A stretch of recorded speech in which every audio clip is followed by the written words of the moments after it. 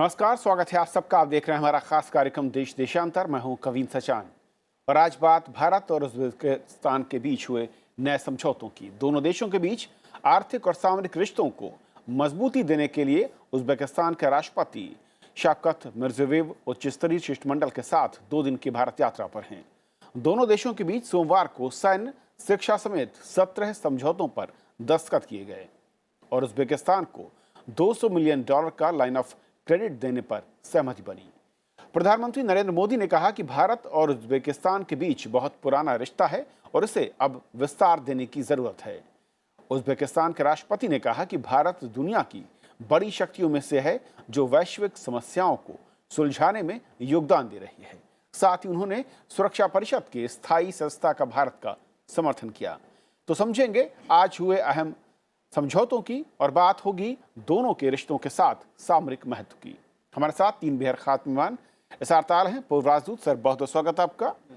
Professor Harsh we Pant हैं, प्रमुख हैं सामरिक अध्ययन ORF में, आपका स्वागत है। और KV प्रसाद हमारे साथ हैं, एसोसिएट एडिटर द ट्रिब्यून से, आपका भी स्वागत है। सबसे पहले ताल सर, आपसे भारत और उज्बेकिस्तान के बीच आज जो शिक्षा, पर्यटन और सामरिक नजरिए से करीब 17 समझौतों पर सहमति बनी या दस्तखत हुए हैं, क्या कुछ प्रमुख दिखता है दोनों देशों की अगर पोटेंशियल कहें इन सेक्टर्स में? तो मैं समझता हूँ कि पहले उज़्बेकिस्तान कितना महत्वपूर्ण देश है उसके बारे में थोड़ी चर्चा करें। उज़्बेकिस्तान सेंट्रल एशिया में आधी पॉपुलेशन उज़्बेकिस्तान की है, करीब 3 करोड़ है। पूरे 5 सेंट्रल एशियन रिपब्लिक्स की 6 करोड़ है। और उज़्बेकिस्तान और भारत का एक सोचने का ढंग जो है वो बहुत मिलता जुलता है। दोनों सेकुलर कंट्रीज़ हैं, दोनों डेमोक्रेटिक रिपब्लिक्स है। और आजकल के संदर्भ में देखा जाए तो उज़्बेकिस्तान इस्लामिक बाहुल्य का देश है पर बड़ा स्ट्रांगली सेकुलर है, जबकि जैसे पहले टर्की एक हुआ करता था कि बड़ा सेकुलर हुआ करता था, पर उसका बड़ा तेज़ी से इस्लामीकरण हो रहा है।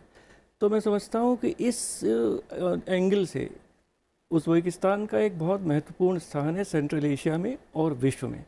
और दूसरी चीज़ जो आज ज़रूर बहुत ज़्यादा बात हुई होगी, अफ़गानिस्तान के लिए उज़्बेकिस्तान एक फ्रंट लाइन स्टेट है और उज़्बेकिस्तान एक ये प्रयत्न कर रहा है कि रीजन में एक लीडरशिप रोल वो अफ़गानिस्तान को रिजॉल्व करने के लिए अपना प्रकट करे। और उसके लिए ताशकंद में उन्होंने कॉन्फ्रेंस भी की थी एक, और वहाँ भारत और उज़्बेकिस्तान को साथ साथ काम करना बहुत ही आवश्यक है। जहाँ तक बायलैटरल इश्यूज़ का संदर्भ है, वो तो देखिए पिछले 25 साल से, जब से उज़्बेकिस्तान 1992-91 में इंडिपेंडेंट हुआ, बहुत ही अच्छे हमारे संबंध हैं, बहुत आगे भी बढ़े हैं। पर जो कनेक्टिविटी इश्यूज़ हैं और ये सब जो क्यों बहुत ज़्यादा ट्रेड नहीं हो पाती, क्यों बहुत ज़्यादा इन्वेस्टमेंट नहीं हो पाता, वो अभी जब तक चाबहार पूरा ठीक से ना बन जाए, जब तक कि रोड्स अच्छी ना बन जाए, तब तक उसमें कठिनाइयाँ रहेंगी। पर जो नए राष्ट्रपति उज़्बेकिस्तान के शवकत मिर्जियोयेव, उनका सोचने का नज़रिया अलग है और उन्होंने हर तरफ दरवाजे खोले हैं। उनकी जो इकॉनमी है उसका बहुत जल्दी लिबरलाइजेशन हो रहा है, ओपन हो रही है। और उज़्बेकिस्तान के संबंध अपने जो पड़ोसी मुल्क थे उनके साथ पहले अच्छे नहीं थे, वो अब बहुत अच्छे हो रहे हैं। तो एक नए डॉन, नया सवेरा उज़्बेकिस्तान में है और भारत उसमें उनके साथ है। प्रसाद साहब, क्योंकि ट्रेड जैसा कि बात कही है ताल सर ने कि 1 बिलियन ट्रेड की बात हो रही है 2020 तक, लेकिन सामरिक नज़रिए से और जिस मुहाने पर उज़्बेकिस्तान है वो भारत के नज़रिए से कितना महत्वपूर्ण दिखता है। और उज़्बेकिस्तान जब से बना है, भारत का रिश्ते बहुत अहम रहे हैं। हालांकि अब प्रधानमंत्री मोदी ने कहा कि अब इसे एक विस्तार देने की ज़रूरत है, जो हमारे दोनों देशों की ज़रूरत है। वैसे भी इस रिश्ते को सामरिक रिश्ता बताया जाता है, जैसे भी आज संयुक्त बयान में भी इसकी जिक्र किया गया है। एक तो सबसे बड़ी अहम जिसका जिक्र दयाल साहब ने भी किया था कि अफ़गानिस्तान से जुड़ा हुआ ये प्रांत है उनका, ये उज़्बेकिस्तान और बॉर्डर। तो वो एक आपको याद भी होगा, जब अमेरिका की लाइन पाकिस्तान के थ्रू बंद हो गई थी तो अफ़गानिस्तान ने नॉन लीथल इक्विपमेंट वहाँ से नेटो के लिए सप्लाई किया था उन्होंने। तो उनकी एक सामरिक दृष्टि से और शायद अफ़गानिस्तान को लेकर भारत और उज़्बेकिस्तान की सोच या दृष्टि एक जैसी है। अफ़गान लेड प्रोसेस की बात करते हैं और अफ़गान लेड सोल्यूशन की बात करते हैं। तो उस तरह से, क्योंकि कई जगह जब एक वक्त जहाँ ट्रंप की तरफ से बातचीत हुई है, ओबामा के वक्त भी हुई थी, गुड टेररिस्ट बैड टेररिस्ट की बात हुई थी, गुड तालिबान बैड तालिबान, तो ऐसे में आप कोशिश करते हैं कि भाई आपके साथी कौन है, किस तरह से सोच रहे हैं। और चूंकि ये बिल्कुल पड़ोसी और देखा जाए तो उज़्बेकिस्तान तो डबल लैंड लॉक्ड है, वो भी अपने उनके यहाँ रास्ता नहीं है। और साथ ही साथ एक और जो आर्थिक और वाणिज्य की तरह दृष्टि से देखा जाए, जो अंतर्राष्ट्रीय उत्तर दक्षिण जो गलियारा परिकल्पना है, उसमें उज़्बेकिस्तान का सीधा सीधा तो नहीं है, लेकिन जो अशावाद एग्रीमेंट और तमाम सारी जो इंटरनेशनल कन्वेंशंस है उसको लेकर, चूंकि वो फिर आपको सेंट्रल एशियन रिपब्लिक के लिए जो रास्ता खुलेगा। और साथ ही साथ जो है कि ऊर्जा की जो भारत की ज़रूरत है, इस वक्त चीन सबसे ज़्यादा फ़ायदा उठाता है उसके उज़्बेकिस्तान के। और अभी तक शायद स्पष्ट तो नहीं है, एक यूरेनियम की सप्लाई की बात चल रही थी, वो उस पर शायद आज दृष्टिकोण उस पर दिखा नहीं। तो कई सारी हैं इसमें, पोटेंशियल बहुत ज़्यादा दिखता है। हर्ष, जो मदेशक तरफ जाने का रास्ता है उज़्बेकिस्तान, जिसमें की रोल की बात होती है, उज़्बेकिस्तान और भारत जब आज समझौते हुए, उसमें ख़ास तौर पर अफ़गानिस्तान का जिक्र भी आया कि दोनों किस तरीके से मिलकर वहाँ पर एक बड़े रोल को अदा कर सकते हैं। कैसे आप देखते हैं इस दोनों की दोस्ती को, और जो विस्तार की बात है वो क्या हो सकता है?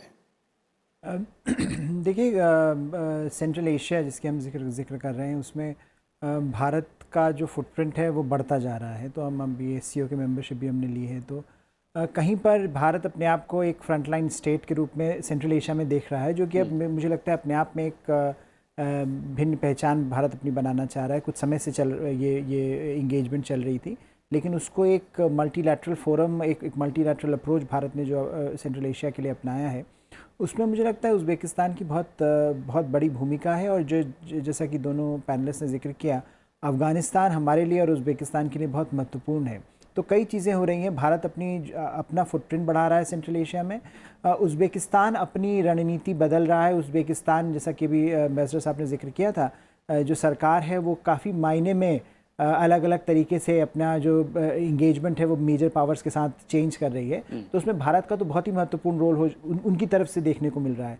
तो जो अंदरूनी बदलाव आ रहा है और जो बाहर से भारत बदलाव लाना चाह रहा है, उसको अगर आप दोनों का सामंजस्य देखेंगे तो कहीं पर भारत और उज़्बेकिस्तान के जो संबंध हैं वो काफ़ी महत्वपूर्ण हैं दोनों के लिए इस समय। और इसीलिए ये जो विज़िट है बड़ी ज़रूरी है और बड़ी महत्वपूर्ण। इसमें से जो अभी आगे जिक्र करेंगे जो स्पेसिफिक एग्रीमेंट्स हुए हैं, वो मुझे लगता है कहीं पर वो जो हमारी जो पुरानी एक रिलेशनशिप है उसको, जैसे प्रधानमंत्री ने कहा, नया विस्तार देने की ज़रूरत है। तो कहीं पर वो कोशिश की जा रही है कि इसको कैसे फॉरवर्ड लुकिंग, प्रोएक्टिव बनाया जाए, जहाँ पर हमारी इंगेजमेंट सिर्फ इस बारे में ना हो कि जो पुरानी डिबेट है कनेक्टिविटी नहीं है, कनेक्टिविटी की प्रॉब्लम, वो तो है ही, लेकिन उसके आगे चल कर आप क्या कर सकते हैं। तो मुझे लगता है उसमें काफ़ी इंपॉर्टेंट ये रिलेशनशिप, ये विजिट है, ये रोल प्ले करेगा। और ताल सर, एनर्जी ज़रूरतों की जब बात करते हैं, क्योंकि लगातार इसका दायरा बढ़ रहा है, हम नए एवेन्यूज़ ढूंढ रहे हैं, और जो अंतर्राष्ट्रीय माहौल उस नज़रिए से भी उज़्बेकिस्तान उस लिहाज से कितना पोटेंशियल, कितना क्षमता, और हमारी जो उम्मीद रही है उसके मुताबिक कितना ये आगे बढ़ता दिखा है? देखिए, उज़्बेकिस्तान में गैस बहुत है, और एक बार बहुत कोशिश हुई थी कि गैस अथॉरिटी ऑफ इंडिया वहाँ पे कुछ गैस एक्सप्लोर करे, उन्होंने कुछ एरियाज़ हमें एयरमार्क करने का भी प्रयत्न किया था। पर वो बात वही आ जाती है कि गैस अगर हम वहाँ खोज भी लें तो वो भारतवर्ष आएगी कैसे, तो वो पूरा पाइपलाइन का इशू है, और उसमें वो फिर आगे बात नहीं बढ़ पाई। तो जब तक कि ये Turkmenistan, Afghanistan, Pakistan, India pipeline नहीं बनती, तब तक मुझे नहीं लगता कि उज़्बेक गैस का इस्तेमाल हम कर पाएंगे।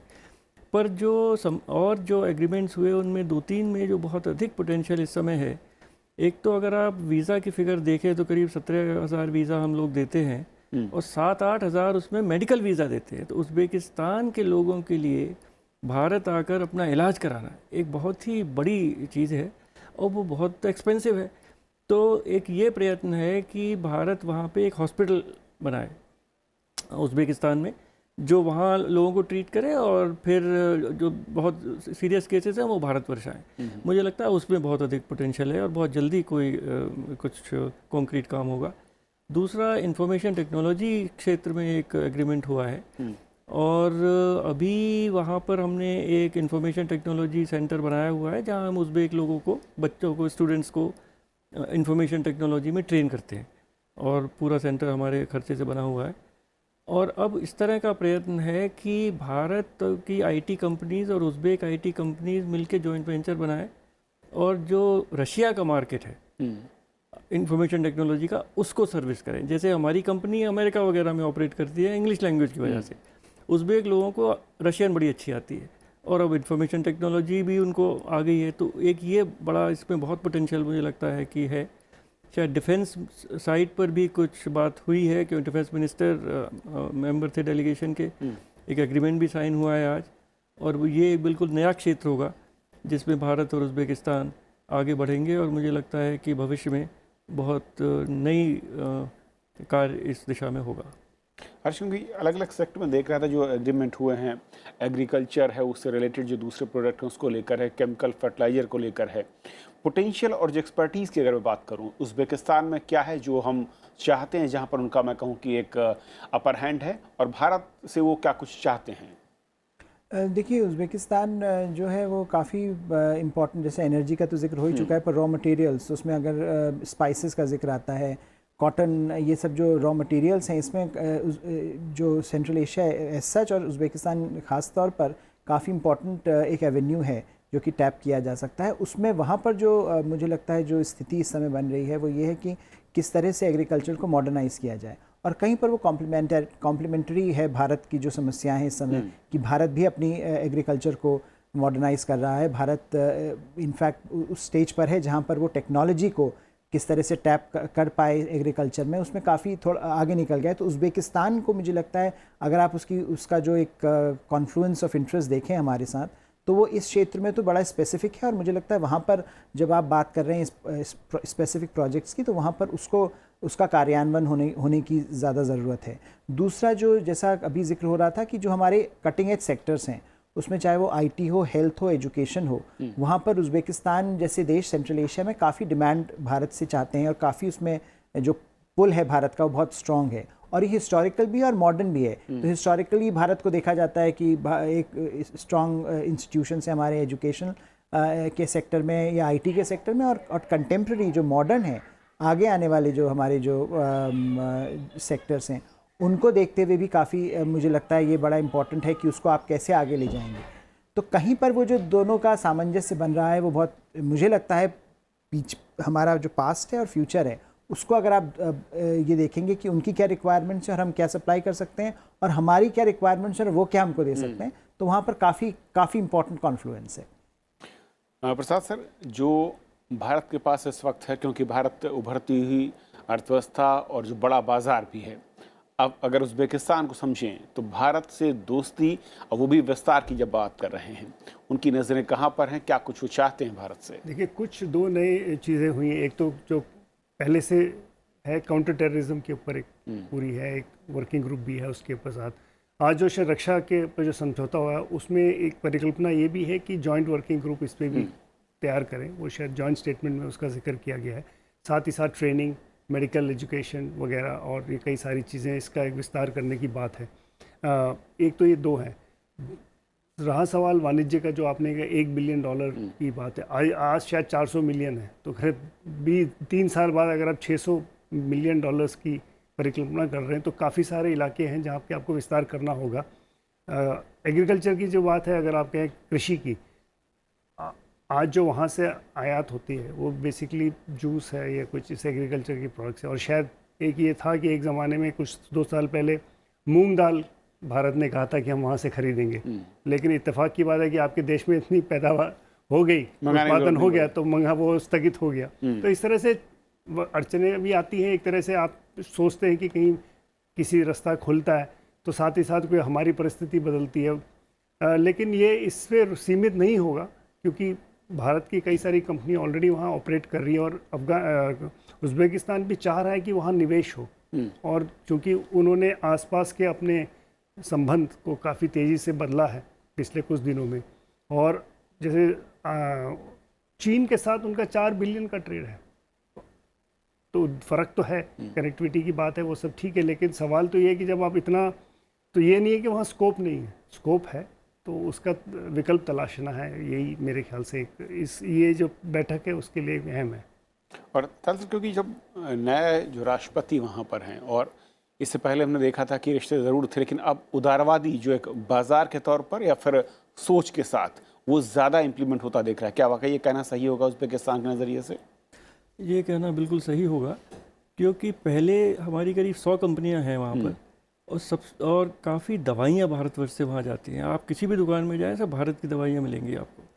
और सबसे ज़्यादा दिक्कत जब मैं वहाँ एम्बेसडर था या अभी तक थी कि वहाँ इनकम तो लोकल करेंसी में होती थी, सूम में, उसको बाहर कैसे भेजे। जैसे आपने माल तो भारत से मंगाया, पर जब पेमेंट का वक्त आया तो वहाँ पे फॉरेन एक्सचेंज मिलने में बहुत दिक्कत होती थी और हमारे व्यापारियों को बहुत ही दुख झेलना पड़ता था। पर अब जो नए राष्ट्रपति ने फॉरेन करेंसी को फ्री कर दिया है, और उनका ये बिल्कुल एक ऑब्जेक्टिव है कि जैसे ही कोई आदमी अगर लोकल करेंसी में भी उसकी अर्निंग हो तो वो उसको रिपेट्रिएट कर सके। अगर ये एक्चुअली इम्प्लीमेंट हो जाए तो मैं समझता हूँ भारत से एक्सपोर्ट्स के बहुत रास्ते खुलेंगे और इससे भारत की कंपनियों को लाभ होगा और निवेश भी बढ़ेगा। वहाँ जनरल मोटर्स की एक बहुत बड़ी कंपनी है जो कि कार्स बनाती है, और ऑटोमोबाइल कंपोनेंट्स तो भारत दुनिया भर में सप्लाई करता है, उसमें भी यही दिक्कत आ रही थी। तो एक हमारे मिंडा ग्रुप ने वहाँ पे एक कंपनी ऑटोमेटिक कंपोनेंट्स की बनाई है और वो वहीं बनाकर उनको सप्लाई करते हैं। पर अगर ये फॉरेन एक्सचेंज का मामला किसी तरह सुलझ जाए तो इसमें भी भारत की कंपनियों को बहुत लाभ होगा। जो हमें उज़्बेकिस्तान से चाहिए, जैसे प्रसाद साहब ने जिक्र किया था, हमें येलो केक की आवश्यकता है, और पर इस समय दुनिया में ग्लट है यूरेनियम का, येलो केक का। तो अगर एक अच्छे दाम पर उज़्बेकिस्तान येलो केक हमें दे, हमने पहले बहुत प्रयत्न किया था उनसे लेने का, पर उस समय येलो केक का उनका जो एक्सपोर्ट था वो एक अमेरिकन कंपनी की मोनोपोली थी, कुछ उनका एग्रीमेंट था अमेरिका से, वो अब ख़त्म हो गया है। तो अपना जो भी वो यूरेनियम पार्टली प्योरीफाई करके येलो केक बनाते हैं, अब वो उसको बेच सकते हैं। तो पर इसमें प्राइसिंग और ये सब इशू होंगे, पर अगर वो संभव हो कि हम उनसे येलो केक लें तो उज़्बेकिस्तान की एक्सपोर्ट की फिगर्स एकदम बूस्ट बढ़ जाए। हर्ष, वाकई क्योंकि येलो केक की जो बात कर रहे हैं ताल साहब, और डिमांड हमारे ज़रूरत भी है, और अंतर्राष्ट्रीय जो परिषद मैं कहूँ वहाँ पर सुरक्षा परिषद में समर्थन की बात भी साफ तौर पर आज कही उनके राष्ट्रपति ने। जी बिल्कुल, मुझे लगता है कहीं पर जो इंटरनेशनल प्लेटफॉर्म्स हैं वहाँ पर आपकी एक्सेप्टेंस भारत की बढ़ी है पिछले कुछ सालों में, इसमें तो कोई दो राय नहीं है। लेकिन खासकर सेंट्रल एशियन जो स्टेट्स हैं, रिपब्लिक्स हैं, वहाँ से भारत को काफ़ी महत्वपूर्ण सपोर्ट मिल रहा है, और उसमें मुझे लगता है उज़्बेकिस्तान का बड़ा इम्पोर्टेंट जो स्टेटमेंट है वो और भी मुझे लगता है उसका प्रभाव होगा, क्योंकि सेंट्रल एशिया में बहुत बड़ा इंटरेस्टिंग डायनामिक चल रहा है कि जहां भारत अपना फुटप्रिंट बढ़ाना चाह रहा है वहां पर काफ़ी और देश भी लगे हुए हैं। तो जैसे चीन का जिक्र कई बार हो चुका है, मुझे लगता है वो जो एक एज ए रीजन जो कॉन्टेस्ट वहाँ चल रहा है, हम उसको एक जियोपॉलिटिकल एंगल से देखें या हम उसको एक बायलैटरल पार्टनरशिप के तरीके से देखें, किसी भी तरीके से देखें, हमको वहाँ पर अपना प्रभाव गहरा करना ही है, क्योंकि उसके काफ़ी और मायने निकलते हैं। तो उसमें जो आप कहें कि वहाँ से ये जो सपोर्ट की जो एक स्टेटमेंट आया है, इससे मुझे लगता है काफ़ी एक तरह से एक गारंटी सी मिली है भारत का जो प्रभुत्व है, कि भारत का जो इम्प्रिंट है वहाँ बढ़ रहा है, और वहाँ के देश इस बात को रिकग्नाइज कर रहे हैं। उसमें उज़्बेकिस्तान जो इतना इंपॉर्टेंट देश है, वो अगर ये कहता है कि वो भारत को सपोर्ट करेगा, तो ये मुझे लगता है अपने आप में एक भारत का वहाँ पर बढ़ता हुआ जो प्रभुत्व है उसको दर्शाता है। दूसरा, मुझे लगता है कहीं पर जो भारत को अभी तक एक इम्पॉर्टेंट एक्टर के तौर पर रीजन में नहीं देखा जाता था, ये था कि वहाँ पर बहुत बड़े देश मौजूद हैं, और वो वैसे भी रशिया का बैकयार्ड है, उसमें चाइना का बढ़ रहा है रोल। तो कहीं पर भारत ने पिछले कुछ सालों में अपनी जो सस्टेन्ड इंगेजमेंट है उसके द्वारा ये बताया है कि हम भी वहाँ हैं, और हमारी जो बायलैटरल रिलेशनशिप्स है उसके द्वारा हमको भी एक इम्पॉर्टेंट एक्टर के रूप में देखा जाना चाहिए। तो मुझे लगता है उस पर भी एक तरह से उसको भी एक सील ऑफ अप्रूवल इस स्टेटमेंट से और इस विजिट से मिलता है। प्रसाद सर, जब बात हो रही क्योंकि रिश्तों की, और हर्ष ने बिल्कुल ठीक कहा कि कई देशों की नज़रें हैं, कुछ बड़े देश वहाँ पर हैं, भारत और उज़्बेकिस्तान की बढ़ती दोस्ती या विस्तार, इसके मायने कहाँ पर और किस तरीके के नज़र आने वाले हैं भविष्य में? देखिए, आज संयुक्त बयान में एक बात और कही गई थी जो कि भारत के लिए अच्छी बात है, कि जिस तरह से संयुक्त राष्ट्र के परिषद के जो उसमें रिफॉर्म्स की बात की गई है, उसके ऊपर भाई भारत के परमानेंट सदस्य उसके सपोर्ट पे फिर से बात की गई। साथ ही साथ जो 2021 में सिक्योरिटी काउंसिल में एक जगह बनेगी, उसमें सपोर्ट की बात की गई। NSG में भी आपके साथ वो खड़े हैं। तो कई सारे ऐसे जो भारत के लिए मल्टीलैटरल फोरम जहाँ भारत अपनी पैंट बनाना चाहता है और कोशिश लगातार जारी है, तो इन राष्ट्रों के आपके समर्थन मिल रहा है। और जैसे एक वो इम्पोर्टेंट देश भी है, यूरेनियम उनके पास है, तो उनका अपना से है इस मामले में। बाकी ये है कि ये जैसे हर्ष साहब ने भी कहा, ये बात तो सही रही कि चीन तो सब जगह मिलेगा आपको भारत के लिए, जहाँ जहाँ पहुँचे, चाहे अफ्रीका जाइए, चाहे सेंट्रल एशिया जाइए, वो बड़ा मुल्क है, इकॉनमी उनकी बहुत बड़ी है, तो उस हिसाब से वो अपने आप को आगे रख रहे हैं। क्योंकि कुछ तो कम्पीटिंग इंटरेस्ट है, ऊर्जा की जो रिक्वायरमेंट है हमारी और चीन की सबसे ज़्यादा इस वक्त, तो कई सारे ऐसे तो कंपटीशन तो प्रतिस्पर्धा रहेगी उस मामले में तो। लेकिन सोच, और जैसे कहा जाता है उज़्बेकिस्तान और भारत के दृष्टिकोण या जो रिश्ते हैं कई सालों पुराने हैं, दशकों पुराने हैं, तो वो एक दृष्टि वो है, वो अपने में अलग है। बाबर खुद वहाँ से आए थे, तो आज जिस प्रांत से, एक गुजरात के किसी प्रांत का जो बायलैटरल हुआ है, वो बाबर उसी प्रांत से थे। तो कई सारे रिश्ते पुराने हैं जो कि ऐसे आप हिस्टोरिकल लिंक्स हैं, नए समय में नए तरीके से लेके जा रहे हैं आप कर रहे हैं। ताज़ा सर का आखिरी कमेंट आपका चाहूँगा कि जिस तरीके से रिश्ते हैं और रिश्ते बढ़ भी रहे हैं, लेकिन इसके बीच में चैलेंज क्या है और अलर्ट कहाँ रहना होगा? देखिए, मैं इस बात को आगे बढ़ाते हुए ये कहूँगा कि सेंट्रल एशियन रीजन एक सिविलाइजेशनली, हिस्टोरिकली, जियोग्राफिकली एक रीजन है, बिल्कुल वेल आइडेंटिफाइड, पर उनका अपना लीडरशिप पहले नहीं था।